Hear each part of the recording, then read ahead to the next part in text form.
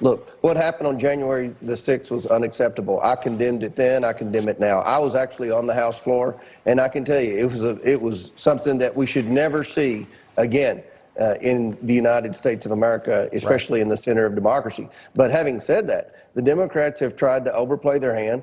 You know, there are two areas where there should be investigations. First of all, preventing this from happening again, and what happened with the security lapse to create an environment where people could storm the Capitol. Secondly, obviously, you need to see if this was pre-planned and if there were some bad actors involved. So, you know, the Democrats have just tried to play this from an angle of embarrassing Donald Trump, embarrassing the Republicans, when, unfortunately, if they were sincere about true investigation, they would try to figure out what happened with the lapse in security at the Capitol that day. Yeah, so that's a great point. And I think that some of the focus today should be on the lack of security. Why were Capitol Police so unprepared? We know from FBI documents that there were rumblings of something taking place at the U.S. Capitol. Republicans, I know, plan to release their own Capitol riot report discrediting whatever the January 6th committee does find.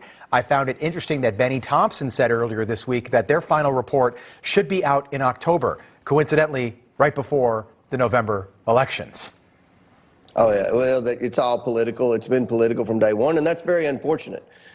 Speaker Pelosi had an opportunity to try to do something in a bipartisan manner, and when the Republican leader, Kevin McCarthy, appointed members to the January 6th committee, she immediately removed them because she didn't like them. Well, I can tell you the Republicans don't like a lot of the Democrats that are on the committee. We don't like Adam Schiff and Eric Swalwell and Jamie Raskins and whoever else that she's put on the committee.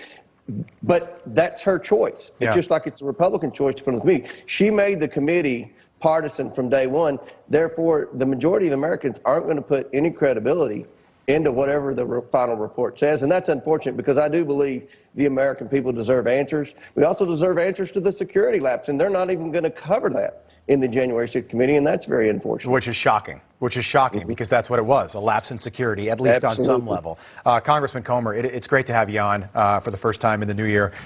Look forward to having you back on again soon. Thank you.